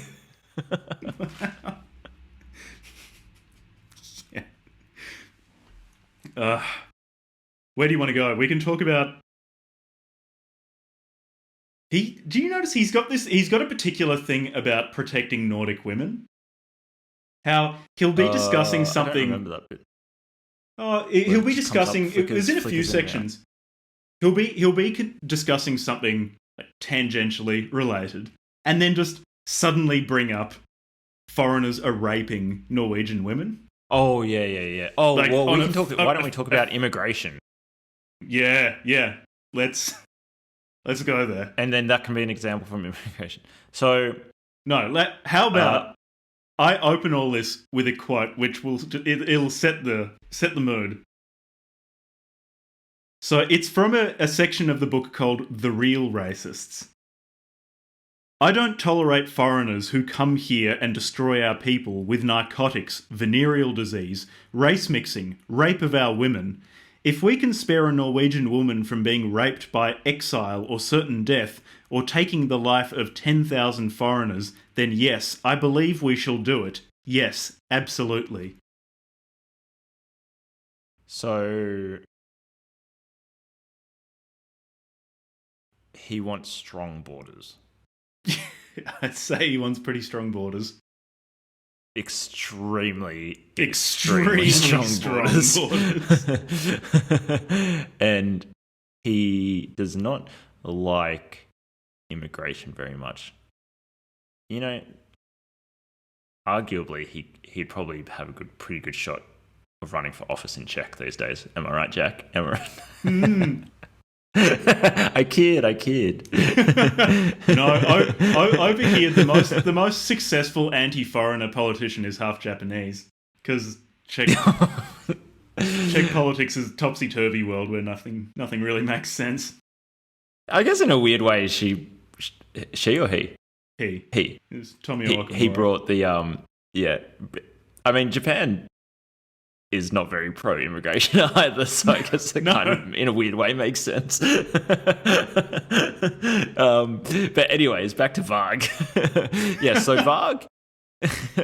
Varg is, not to throw in a Czech politician in the same conversation of Varg. Varg doesn't like immigrants. No. How far can we even unpack that? Like, that quote kind of just well, we can sums it up. talk about all the ways that he doesn't like it and why he doesn't. Because it's just like blanket immigration, no. So say refugees, in a sense, it makes sense that he doesn't like refugees because he fundamentally rejects the Christian idea of taking care of weaker members of society. He says no. Like, if they're weak, then they're going to die. If they're weaker, natural selection. And he also says they're fleeing their country, so they're fleeing from war. Yeah. Well, they weren't willing to stay and fight, so what makes you think that they'd be willing to stay and fight for Norway if something ever happened for Norway? He sees them as a weakness. So he says, we allow what did he say? A land is dependent that the people don't flee when there are problems. If they, the refugees, flee, then what? We allow the refugees. We are so naive that we think that since we treat them so good, they will certainly help us if we have problems. This is nonsense. If there is trouble, they will be the first to run. They won't sacrifice a calorie for the Norwegian people. Yeah. Mm-hmm. Yeah, and then there's... Obviously, they lead to race mixing. Norway for Norwegians, and what's more important is Norwegians to Norway. Mm-hmm. Yeah. Yeah. Then leads to race mixing, obviously. The race mixing problem. He's got this section in a chapter called... Oh, and they're all criminals? Yeah, they're all criminals. 60% of the... Yeah. All criminals. They sell drugs. They carry venereal diseases. He accuses... he says... The AIDS stuff. HIV and syphilis are from foreigners. Well, obviously from foreigners, yeah. And how he says... The reason HIV arose is because in Africa they have sex with animals, which in their culture is very normal. Yeah. Yeah. But is it? Did you fact check that one, Varg? Did you ask anyone? I feel like I don't want to make assumptions about the guy. But you're going. But I feel he certainly leaves himself open to it. He just mustn't have had many friends from like other backgrounds when he was growing up. I don't think that was accidental. I would say he was actively avoiding friendships with people from other races. Yeah. But anyway, with race mixing, of course he wants to maintain a proud and strong race, but he also has safety concerns for women and their children. I mean, race mixing can be dangerous. In a chapter called "The Clean Blood: Humanity's Last Chance," the title might twig you on to the content. He talks about how a woman's pelvis is shaped to accommodate that race's head form. Yeah. And if races are mixed, then there's a 50% chance that the baby will have the mother's head, in which case it'll be okay because it would be the same race's head form as the mother's pelvis. But also a 50% chance that it'll have the father's head. And if the father is of a different race, then birth can be really dangerous. So he says... During birth... So it's out of a sense of caring for the children. I mean, look, I'm not sure that Varg would... Because he rejects Christian caring for everyone, but I suppose if it's within the context of caring for those of his race, then yes, he cares a lot. So, listeners, don't misunderstand. When I say he cares about children of his race. Yes. I don't want to misrepresent Varg. No. So, when the child is of the same race as the mother, when it has the same racial head shape as the mother's pelvis is designed to accommodate, there's a 5% chance of concussion at birth. And the result can be the child becoming an imbecile. Yeah. That's a bad outcome of this. And on top of being mixed race. On top of being, yeah. Yeah. So it's sort of Mythorog stat debuffs on top of stat debuffs. But if you're mixed race, if your head form does not match your mother's pelvis, it's a 20% chance of head injury. And these can be bad head injuries. Yeah. -3 to constitution. Yeah, -3 to constitution, -5 int. He's approaching it from a public health perspective. It is just a matter of morphology, Jack. This is science. This is science. I love that he boils down like the head shape of the fetus to just like a single gene. There's just a 50% chance. This is obviously a single allele issue. It's as simple as that. Yeah, and then of course I've got a quote here about why we shouldn't have foreigners, because they spread venereal disease. The reason we have AIDS in Norway is because people had sex with people of the other races, either immigrants or Norwegians who dirtied themselves with foreigners. So there you have it. Just reasons upon reasons why you should have zero migration from Norway. I feel like we have very thoroughly explored this concept. Are we the crazy ones? Look, I'm not going to go and advocate for something which has a 20% chance of injuring a newborn. Yes. That would just be irresponsible. As a mixed race person who had cranial damage from my mother's pelvis on the way out, I can tell you from first-hand lived experience the damage that this can cause. Yeah, well, it's right there on your character sheet.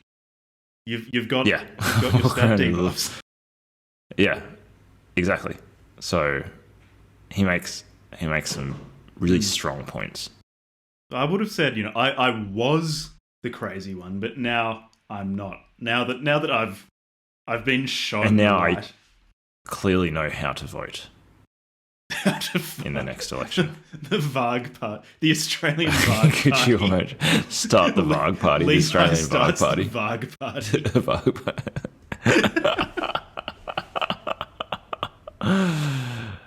Oh, man. I think we've explored all the concepts. So a mixed race person might be spiritually confused, which is another reason, both why you don't want foreigners in a country and why you don't want race mixing.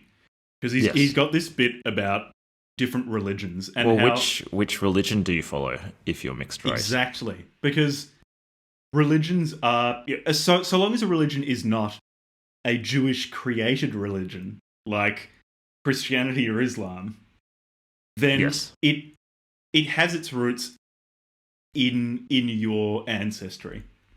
Yes. So, for example, Varg following Odin makes racial sense. And he's not going to be confused by that because it's in alignment with his nature.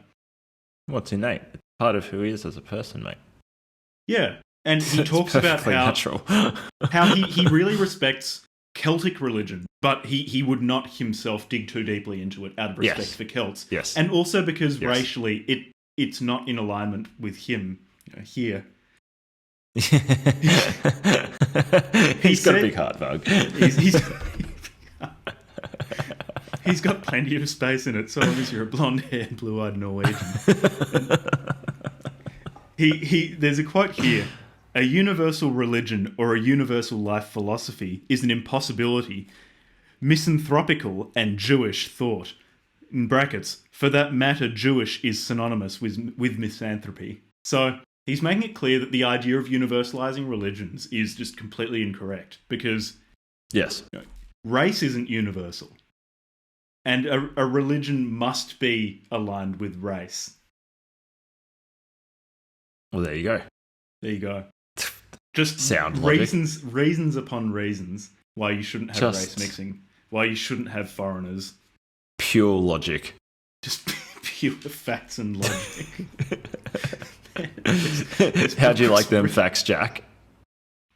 This book was He doesn't really even hard need work. any academic references. It's just pure logic bombs.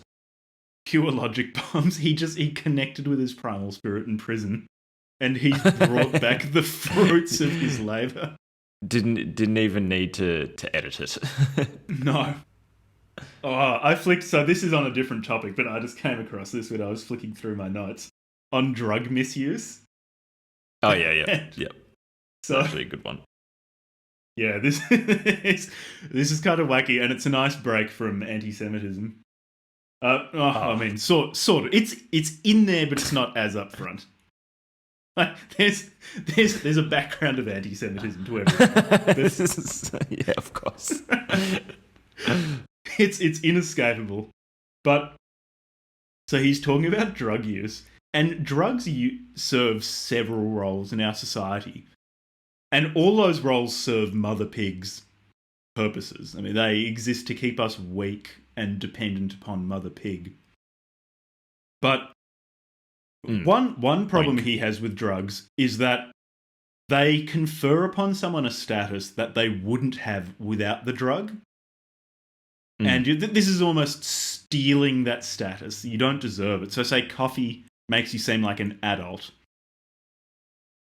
and Coca-Cola or smoking make you cool. And that's a coolness that you don't necessarily deserve. If you weren't huffing darts and drinking a Coke, you might not actually be as cool as you seem. And in Varg's mind, it's almost theft. Yes. Yeah. Punching billies. You're cool. You think you're cooler than you are. Yeah. And then he's got this thing on drug prices, why drugs are expensive. Oh, this doesn't make any sense at all. The reason... That's because you're not an economist. You don't know what you're talking about.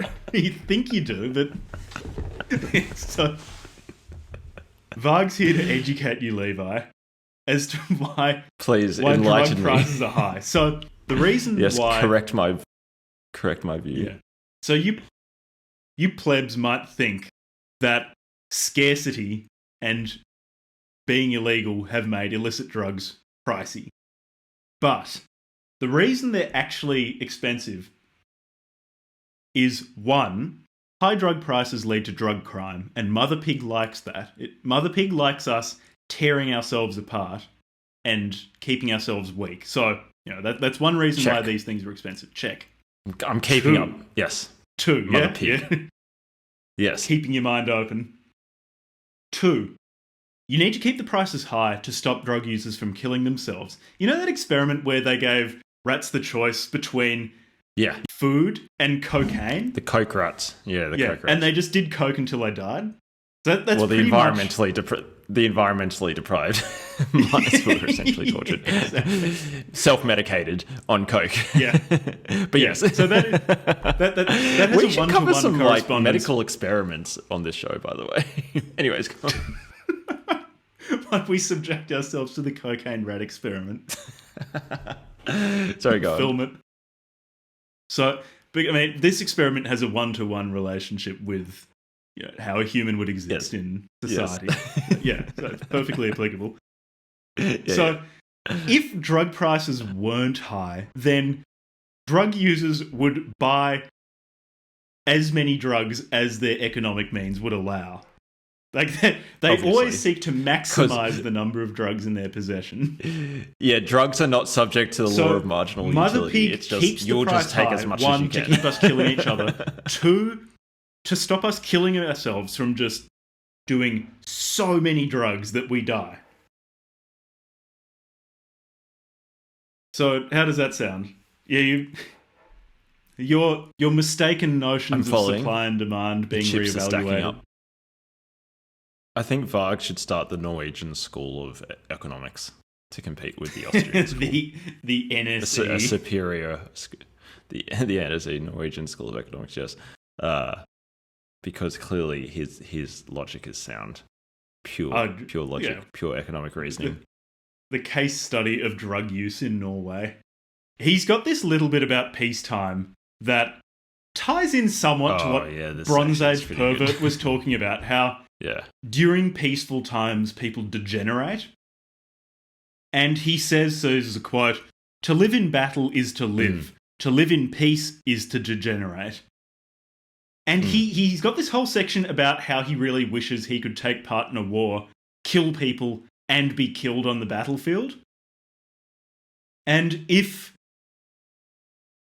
he is so unfortunate as to live to old age and it looks like he's going to die of natural causes, he's going to commit suicide. Just as Odin hanged himself, so too will Varg, because that's not as honourable as being killed by another human being in combat, but it's still pretty good. It's not a bad option. Yeah, it's not dying of natural causes like a pussy. No. Because, living this degenerated, peaceful life, it does a few things. He says that war gives you meaning. And without war, you don't have any meaning. So he says you become spiritually weirdly in deformed. line maybe with some, Norse. Yeah. Or, maybe, I don't know anything about, Norse culture or whatever. But at least according to that show Vikings, they seem to like battle quite a lot. At least according to Thor, I don't know in if the that's Avengers. an authoritative source. Yeah, that's probably not an authoritative source on Norse culture. Yeah, but you only develop true friendships between brothers in arms, which ties back to Bronze Age mindset, actually. Yeah, and when that's stripped away, so Mother Pig becomes your best friend instead of fellow soldiers. The lack of war also gives you the drive for an exaggerated sex life with many partners. And that is spiritually deforming as well. It's not monogamous, which is, apart from the Varg breeding program, the way to maintain your sex life. Yes. Which is true. Which is true, yeah, exactly. But in peacetime, there are ways that you can maintain yourself. It's not as good as if you were off shooting people or stabbing people or whatever, but... Well, you can burn down churches. You can burn down churches, but he also proposes a regime to try to maintain yourself, in addition to burning down churches and things like that. And he says that you have to live like a true Northman to become a true Northman. You have to train your body and mind. So he proposes no coffee and eating healthy food, daily stretching, just 20 minutes will suffice. 20 minutes, yep. Daily strength training, to run a few times each week in the forest, and to read books before sleeping. Yeah. It's that is fairly unobjectionable advice. It's just... You consider the context within which it lies. Why are you maintaining yourself? Will you maintain yourself for the racial uprising that's on the horizon? For the racial uprising, yeah. So as a true Northman. Even at his most unobjectionable, not far away lurks some sort of racially motivated violence. Well, it's the reason why he's proposing a healthy, clean lifestyle. It's just it's not just to take care of yourself. It's do you remember the section keep yourself fresh for battle? There's this section that I just saw in my notes where he's talking about. Again, he's talking about how to create the best children from the best genetic breeding stock, but it had a slight twist on it this time. So he believes that how someone looks is a pretty good indication of what they're like as a person. So the more beautiful someone is, the more... This is also true. Yeah, the greater their internal worth, too. And he takes issue with the idea that pretty women are often stupid and uglier women are often smarter. He boldly takes down this stereotype. So he opens with saying, "Men are scared of smart women Men must the whole time have the feeling of being the superior at all times. I don't know. I know quite a few people actually that would apply to. That's in the context of Varg. That's not actually that outrageous. Yes. So, bearing this in mind, the reason why some people might be under the misapprehension that very pretty women are dumb is because the very smartest women know how to play dumb to get the best men. So the very best men are the manliest, which means they need to be in control. And they will be the most threatened by smart women. So the smartest women, who are also the prettiest, they know this, so they play dumb to get the best men, to have the best children. Yes. You're seeing this? Yes. Yeah. And then inversely, the ugly women are unable to get the best men. And so they create ugly, stupid children. Yes. And that brings me around to this quote. Remember that the prettiest women are children of the prettiest mothers, who again got the best men. The ugly women are children of ugly mothers, and fathers who didn't have anything better than an ugly wife, and therefore can they not possibly have been manly in the beginning? That Varg's word order can be a bit funny in translation. There you have it. The most beautiful people are the smartest ones. Children of the most beautiful and smart people. This is why we need the Varg breeding program, to just accentuate this, to make people even better. To enhance society. Yes. Yeah, to enhance society. Okay, so here's like... I mean, not surprisingly, Varg is pro-family honour killings, and he... Again... I suppose I shouldn't have to unpack it too much, but he's also not a fan of the law. So he naturally thinks that if, say, somebody kills your family member, or, you know, like a man rapes an adult, then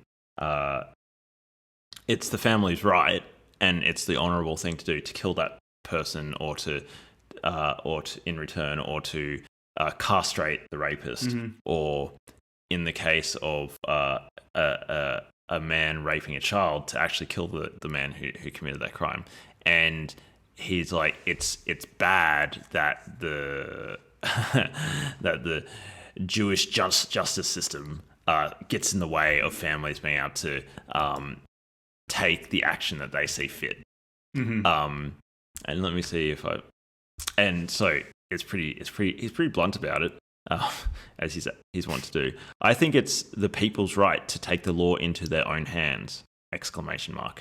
If someone breaks into the garage of a farmer with sons that want to punish the criminal themselves by giving him a beating, pouring tar on him, dipping him in feathers, and tying him to the hood of a car and driving through the city, I see nothing crazy about it. Tarring and feathering someone, breaking into your house. A tar and feather. Yeah, he's very, very pro vigilantism. Yeah, strongly in favour of mob justice. So long as so the mob he has are an all entire blonde-haired, section blue-eyed. where... Yes, of course. Yeah, I think that's a given. So, and he has this a nice bit where he says, sympathy and mercy towards the assaulter, so the person who committed a crime, is a Jewish Christian weak spiritual defect. The same is considered of forgiveness. Yep. Yeah. So he's anti-forgiveness, anti-mercy, anti-sympathy, and vigilante justice is honourable and reasonable.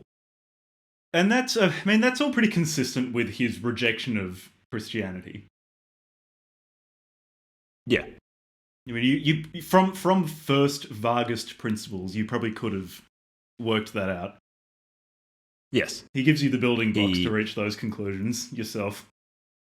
Yeah, but at least I'm glad that he outlines these things explicitly for those of us who would, maybe haven't been able to piece things together. Yeah, put the pieces Varg together. do? What would Varg do? Yeah, what would Varg do? Certainly Varg a would North stab you in the Star head. with which to orient yourself. Yeah. There are a few dribs and drabs that we could talk about before wrapping up. There is one about gluttony, called Gluttony, where he talks about Africa. The reason why they're poor and don't have enough to eat is because they're lazy and gluttonous. And Yes. even though they have a favourable climate, they're just too lazy and disorganised and rely on the white man's help. They indulge in gender bending, leading to hunger and deadly diseases. And I would like to also make clear, none of this is justified. He just says it. It doesn't, and you just have to accept it. Varg doesn't provide a bibliography at the end of Varsgmal. No, he's transcended the need for such puny referencing systems as bibliography. He's not using the Harvard system to like, oh yes, well, gender bending in Africa, if you go to... Cut that bit out. Don't pin this shit on me. Cut that bit. Cut that bit out. I'm gonna clap. One out. Don't mention Jack's last name in reference to references in Varg's book. No, maybe you should keep that bit in, but just bleep your last name when I said it. Yes. Build some tension. Last name reveal. Yeah, interesting. Yeah. So he's got that. He's got a bit where he talks about Southern Europeans. They're a bunch of crooks. Italians, yeah, Greeks, the Spanish. He says he's met a number of them. They're crooks. He talks about how how they often joke about Scandinavians as being really easy to swindle. And this is because Scandinavians are innately honourable, which means that they can be a bit gullible. Varg makes sure to say he has not personally been swindled because he's obviously just too capable. But most true Scandinavians are very honourable, and this makes them easy to take advantage of by Southern Europeans. And he also says that when he was in prison, many of the people there had some Southern blood in them. There were very few pure Nordic inmates. So don't let no one be empirical misled. evidence? Varg's racism doesn't stop at white people. Like, you've got to be a certain type of white person. Well, there's gradations. Yeah, there's not. It's not. No, let's be clear. There shouldn't be gradations within people. None of that. No. But between people, there are gradations. I guess Varg is not a white supremacist. He strikes me as a whitest supremacist. Like, you've got to be at the top of the pyramid. Apart from that, I think we're done really with Varg. I think we're done. I think we're done with Varg. I'm pretty finished. I think we've covered all the goddamn bases. So, oh man, how did you find reading Varsgmal? Because I found this quite a difficult book to read. I didn't have a good time. Aren't you just looking forward to playing Mifarog, Jack? If it has a bit less, if it has a bit less hatred, then I could do it. I think the my biggest entire game is premised on hatred. Probably. Okay, well, if it's not as obvious as in Vargsmal, then if it's easier to ignore, my main takeaway from Vargsmal is it's just pure hatred.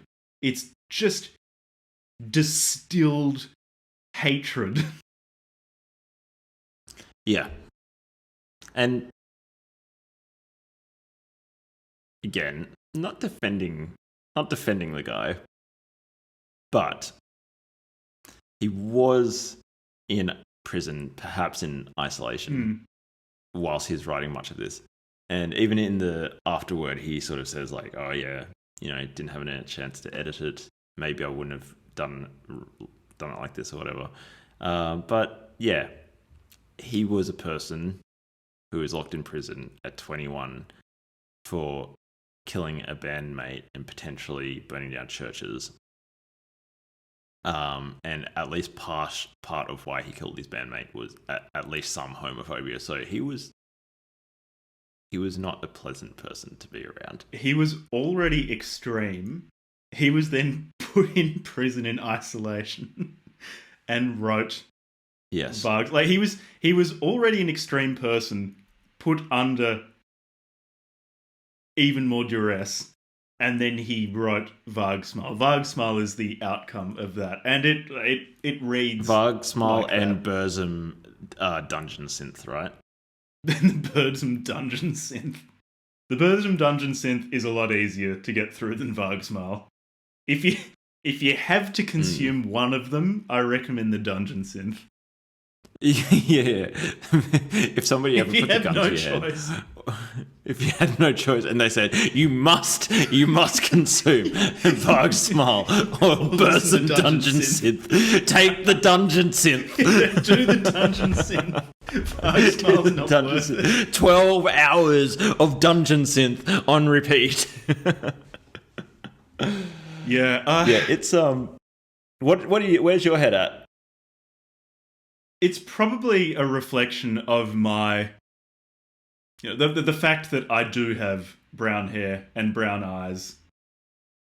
The fact that I've spent a lot of time in educational institutions and I am corrupted. Jewish indoctrination. Yeah, exactly. This is evidence of my deep indoctrination. I just felt bad reading this. Yeah. I mean, yeah. we're laughing about it. It does make you. Man, this was hard fucking work.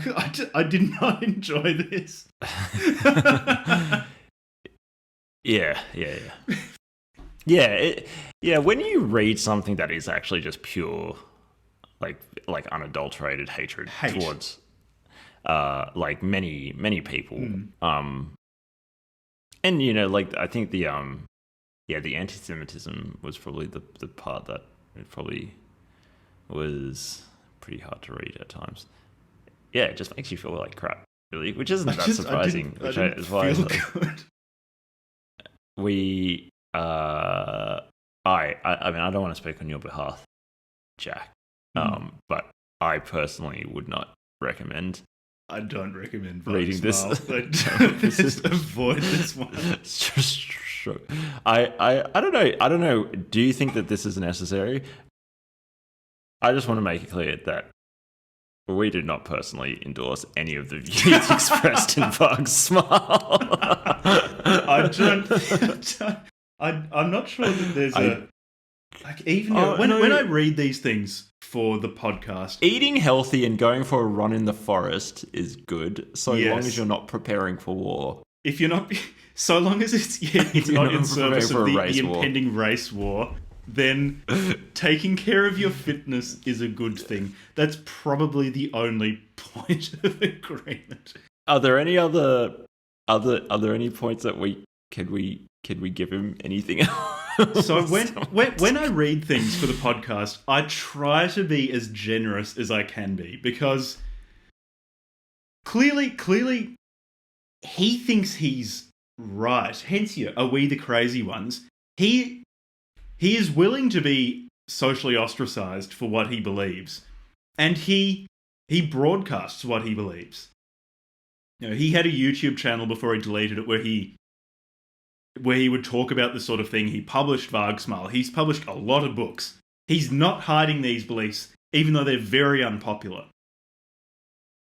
So when I read these things, I try to have some empathy. I try to find empathy so that I can discuss them and try to work out why he's talking about this. But man,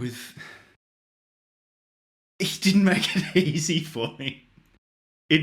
Apart apart from like, stretch each day, do some push-ups, go for a run, eat well. I'm not sure there's anything in here that I can agree with. And even that, as we said, that is in preparation for race war. Yeah. And the thing is as well, like, I don't know, it's kind of hard to find biographical information on that guy. You might know more about him, but because of that lack of biographical information about, like, more, really what his life was like before Burzum and Mayhem, like, don't necessarily understand where this came from entirely. Yeah, I don't know. Like, his kid just shows up, starts playing Norwegian black metal, and stabs a guy, and then writes this book. Like, you get Varsgmal out of it. And then you get Vargsmal, yeah, like, it's pretty full on. So, each episode, we rate these books from 1 to 10 on how convincing we found it. What would you give Vargsmal? I'm feeling probably a 1. I think this is the lowest score I've given anything. Are we allowed to give him a 0? Are we allowed to give him a 0? Is that permissible? Yeah, I mean, like, it wasn't there's essentially nothing redeemable about it. There was except for the fact that it was better written than Poseidus. So maybe I'll give him a 1. That's why I'm giving him a 1 and not a 0, because it's not as boring as Poseidus. So he gets points for that, but other than not being as boring as Juan Poseidus, but then he's very hateful, like extremely hateful. Yeah, and that's a really like that is probably the it was like taxing on the soul. I don't know how you live as a person like that. Well, I guess you don't. You end up in prison, don't you? hence the "Are we the crazy ones?" Because clearly he believed. Well, what do you think? Really you gave him a 1, this. Right? Are we the crazy ones, Jack? What do you think, Varg? I felt like I was going crazy after reading this. This wasn't an easy episode to prepare for. It really took a toll. I think also because we've been reading pretty extreme stuff non-stop in preparation for each episode for a while now. Yeah, this is like many weeks straight of reading unbelievably out there points of view that are often very poorly written. In fact, at some point, can we pick a book that's at least well written? Yeah. Are we doing Terence McKenna next? McKenna next? I hope so. Can we take a break from the apocalyptic communist? No, Terence McKenna. He loved everyone. He loved everyone, and he loved mushrooms. Yeah. He's just a good guy. He's just a weirdo. I could do with some Terence McKenna. Anyway, so we've awarded Varsgmal a 0 and a 1. Yes. Well, no, I upped him to a 1. I upped him to a 1 for not being as horrible as Poseidus to read. Boring. So we got a 1 and 1. Okay. So he's got a 1 and 1. And my conclusion is that, are we the crazy ones? Am I the crazy one? No. I suppose that's unsurprising. I mean, I read the whole thing and took extensive notes on it. That I'm sure qualifies as insanity in some respect. But yeah, this is a strange project. Have I been brought around to Varg's worldview? No. I maintain my belief Jack. in Mother Pig. You brown-eyed, brown-haired piece of trash. Exactly. Well, insufficiently racially superior. It's my muddy genes talking. Your muddy genes. You need a couple more generations of mixing with some nice Scandinavian. Yeah, well, I mean, my wife has blonde hair and green eyes, so our children will be better than me, but Varg probably wouldn't be. But worse than her. Worse than her. Yeah, they're going to have to marry up. marry up the hierarchy. Let's stop talking about Varg, please. Okay, here's my final quote. Here's my final quote from Varg. I think this is like a good one to sum it up. A heathen shall never be humble or modest. We have no reason to be this. We are heathens. We all have reasons to feel better than all others. We are better. To believe anything else is a Jewish thought. I have the world's best company in prison. Myself.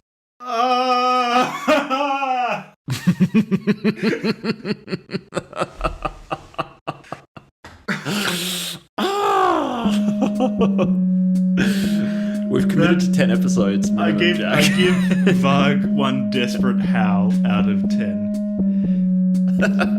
Tune in next time for Terence McKenna, I think.